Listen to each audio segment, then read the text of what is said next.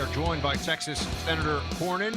Senator, appreciate you making the time for us. The story that is first and foremost in our minds this week is anything you can tell us about updates and what the latest is with the terrible flooding that hit the Hill Country in your home state of Texas, and all of the, of course, thoughts and prayers that this audience has been sharing with the families and the communities affected. What can you tell us, Senator? Well, thank you for having me on. And yes, it's a very sad time. I think the numbers are now 109 recoveries. It's now 120 confirmed dead. And unfortunately, they were then able to account for about another 170 who are missing. Just so your listeners understand, this, of course, Guadalupe River there overflowed, went up 26 feet in 45 minutes in the middle of the night. But there were, in addition to some of the children, the young children at some of these camps like Camp Mystic, there were day campers, people who, cast a tent down by the Guadalupe River or had a camper there for the 4th of July and the fireworks. But unfortunately, they got swept up in this as well. So 120 confirmed dead, 170 missing, and of course this happened last Friday, so that number will probably go up.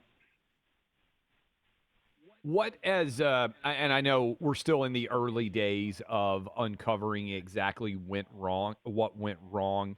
Obviously, it's hard to predict anything as it pertains to flooding and exactly when it's going to happen, but I know here where I live in Nashville, Senator, we had an awful tornado, and you go back and you look and you find out, hey, maybe there could have been a better tornado awareness system in place. Are there better flood-related technology that could be applied to help people in a situation like this where it comes through in the middle of the night and maybe people, it seems quite clearly, were sleeping and they don't know the severity and how quickly and rapidly the floodwaters are rising until, in some cases, unfortunately, it was too late? Well, that's a very important question, and I think there will be a time for us to explore all of that. I know Governor Abbott has added this issue to the special session that will convene in later this month in Boston, and of course, we're already starting to look at some of these measures at the federal level too, since we work cooperatively at the state, local, and federal level on disaster relief and events like this. But unfortunately, there are always some people who want to make politics out of everything and claiming that staffing reductions at the National Weather Service or some other cut as a result of the Department on Government Efficiency or DOGE contributed to this. I will tell you that there is no evidence of any of that happening. But it is, I think, fair to ask, and indeed I think it's necessary for us to ask going forward, what can we do to prevent the loss of life again, if anything. As I said, this flooding occurred so fast in the middle of the night in a way that just it's hard to imagine what could have prevented it, but maybe there's something we can do in the future.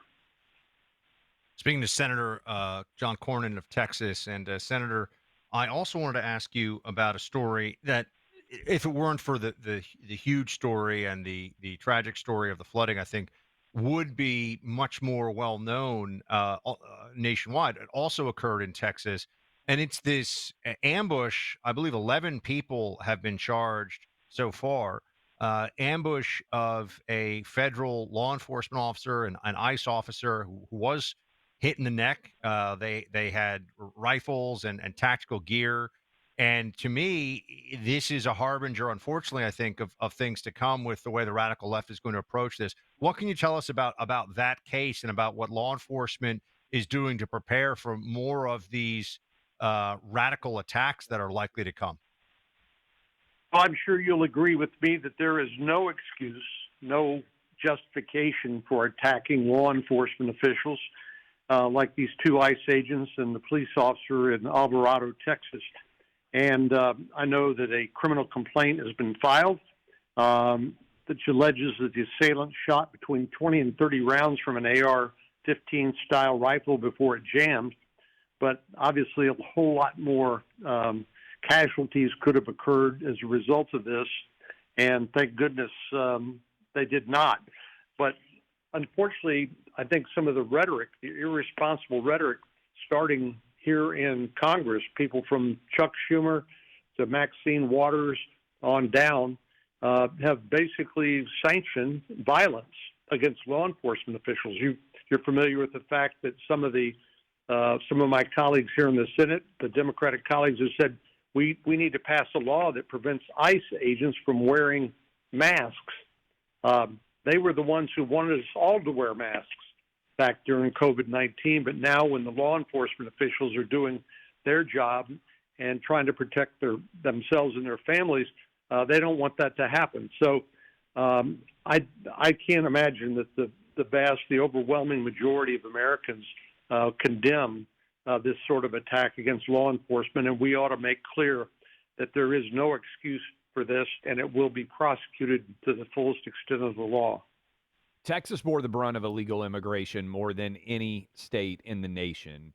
Now that illegal immigration has effectively ended, how much difference has it made in Texas, and what are you hearing from people in your state about the border now being shut down? Well, I think they're gratified that the border is now under control, and now the Border Patrol can go back to their job that they were trained to do and that they want to do, which is to secure the border and to protect the country.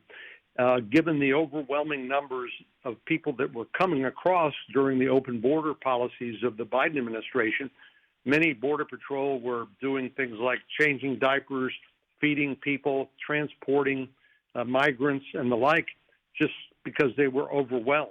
And we all remember some of the detention facilities which were jam-packed with individuals, and what the answer of the Biden administration was to simply parole or to release these individuals, and without even a notice to appear for a court hearing in the future. So I will say my constituents in Texas and along the border are as relieved as anybody for this, for President Trump to actually enforce the law. And I know the Border Patrol morale is at an all-time high because they are now being allowed to do what they trained to do, what they volunteered to do, which is to secure the border and to protect the public. Senator, what can you tell us about the your sense of what is going to happen now that the BBB, the big beautiful bill, has been passed? What do you think is most critical that comes from this, and what are you optimistic about? Well, number one, we had to pass that bill because if not, we would have seen a multi-trillion-dollar tax increase on, according to the Wall Street Journal, 62% of taxpayers. So all this propaganda we've heard from the left, from Democrats, that this just advantaged billionaires and millionaires is just not true. And it's shocking to me how easily people lie with impunity here in the nation's capital, but it's become sort of coin of the realm, and they are just they can't be shamed into stopping it. So we just need to combat that with the truth.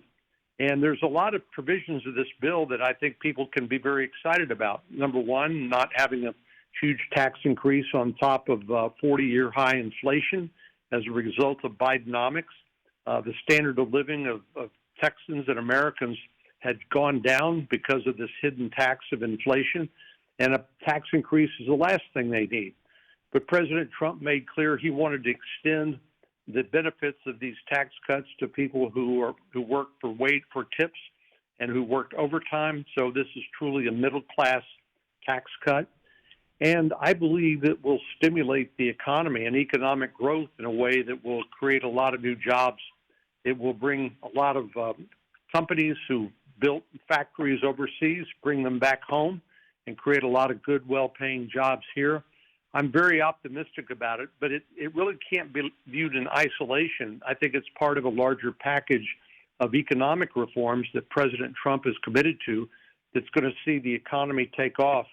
And right now we're hoping to see at least 3% growth in the economy, GDP, In coming years, we made a lot of these provisions permanent, including expensing the new equipment and bonus depreciation for small businesses. So I'm very optimistic about it, but obviously we got to go out and tell the story, and we need the guy with the best megaphone, the president, to get out there and help us, because people, when he speaks, people listen.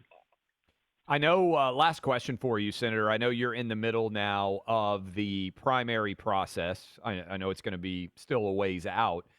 You've got a contender on, at least one contender on your side of the aisle in Ken Paxton. I don't know if you saw this, but Jasmine Crockett on the Democrat side is potentially considering throwing her hat in the ring. What can you tell us about the Senate race right now? And you just mentioned President Trump. Do you think he is going to weigh in the primary? Do you expect him to stay out? How is this going to play out in your mind?